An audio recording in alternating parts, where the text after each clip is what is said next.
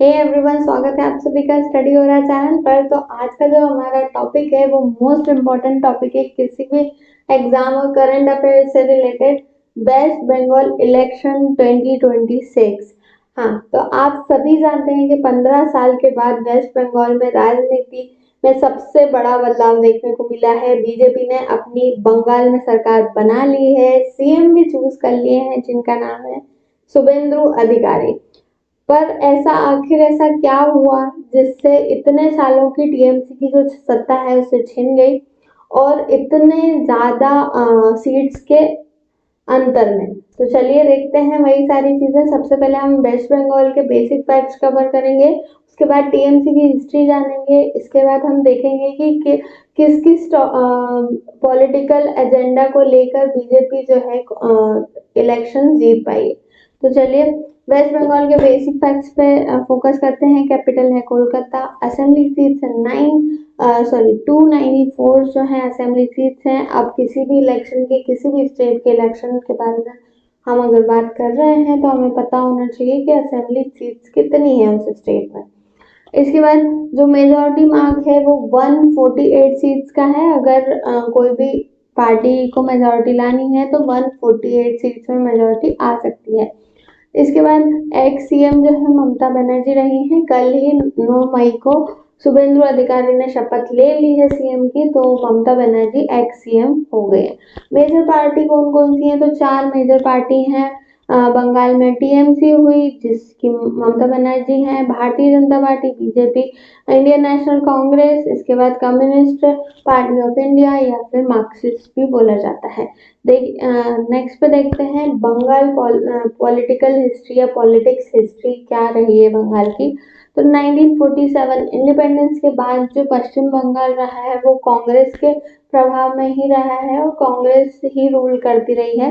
इसके बाद 1977 से लेकर 2011 तक जो है लेफ्ट फ्रंट ने रूल किया है।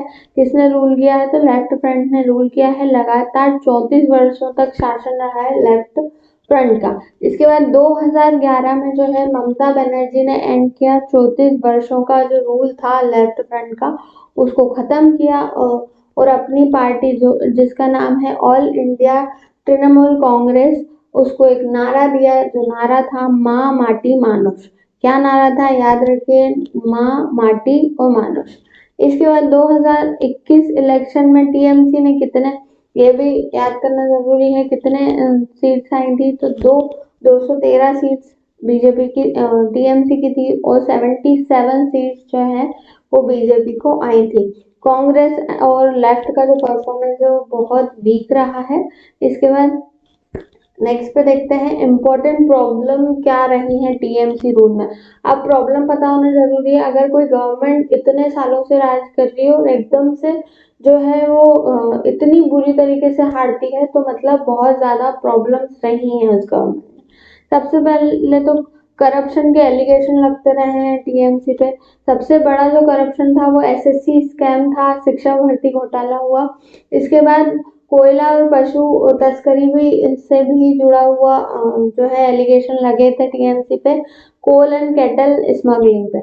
इसके बाद पॉलिटिकल वायलेंस पे भी बहुत ज्यादा जो है एलिगेशन रहे हैं टीएमसी पे कि बीजेपी और टीएमसी कार्यकर्ता बार बार है ना एक दूसरे से टकराव होता रहा। इसके बाद एम्प्लॉयमेंट इशू, बहुत ज्यादा एम्प्लॉयमेंट इशू हम देखते हैं कि बंगाल में है। बंगाल के जो भी वर्कर्स हैं वो दूसरे स्टेट्स में जाकर काम ढूंढते हैं, तो ये सबसे बड़ा इशू है एम्प्लॉयमेंट इशू।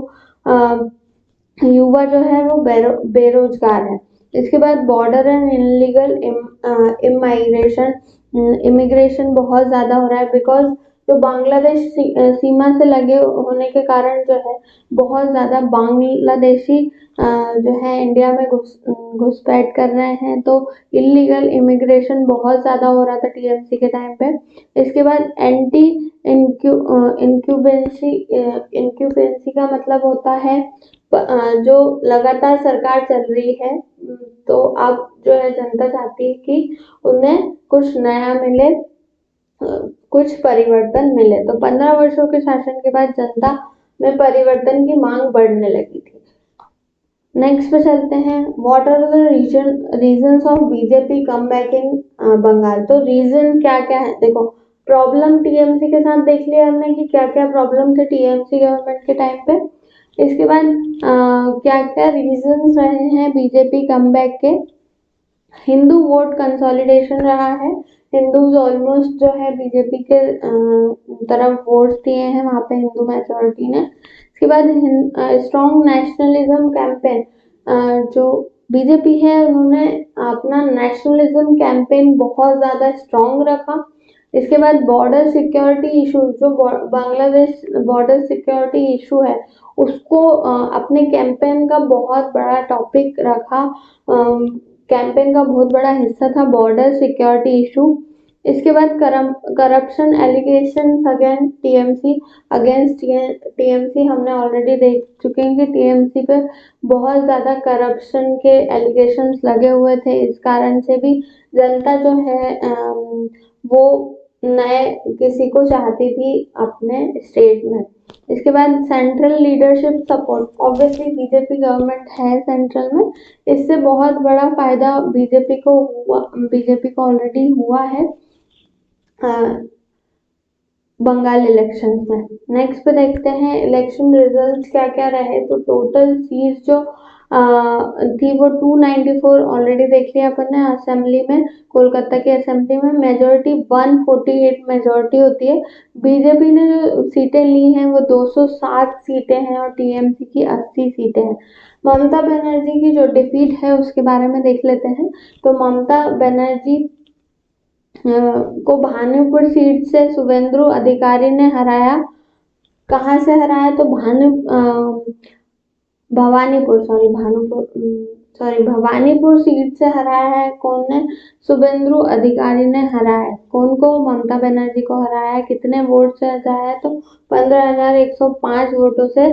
कहाँ से, भवानीपुर सीट से हराया है शुभेंदु अधिकारी ने।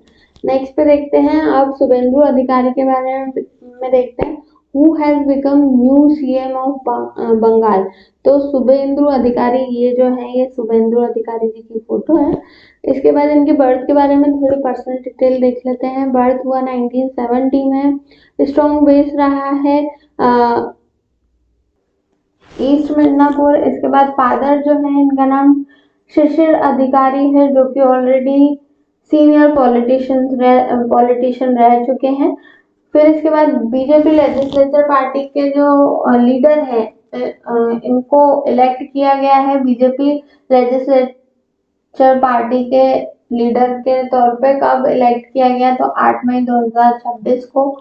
इसके बाद इन्होंने सीएम की ओथ ली, कब ली, तो 9 मई 2026 को। डेट याद रखिए कब ली है, कल ही ली है, 9 मई 2026 को। इसके बाद बीजेपी के पहले सीएम बने कौन, तो शुभेंदु अधिकारी। बीजेपी के बंगाल में पहले सीएम शुभेंदु अधिकारी बने। इसके बाद ही was in TMC from 1998 to 2020, then in 2020 ही ज्वाइन बीजेपी। तो याद रखिए शुभेंदु अधिकारी पहले जो थे वो टीएमसी में थे 1998 से लेकर 1920 तक, पर उन्होंने 1920 में बीजेपी को ज्वाइन कर लिया। इसके बाद उन्होंने एक बहुत इम्पोर्टेंट रोल प्ले करा था नंदीग्राम मूवमेंट, जो कि एक किसान आंदोलन रहा है, जो कि 2007 में हुआ था। उसमें बहुत बड़ा इम्पोर्टेंट रोल प्ले किया है शुभेंदु अधिकारी ने। इसके बाद इन 2021 इन्होंने ममता बनर्जी को जो है नंदीग्राम से भी डिफीट किया था, और इसके बाद 2026 की डिफीट में भवानीपुर में से भी डिफीट करा इन्होंने ममता बनर्जी को। इसके बाद नेक्स्ट देखते हैं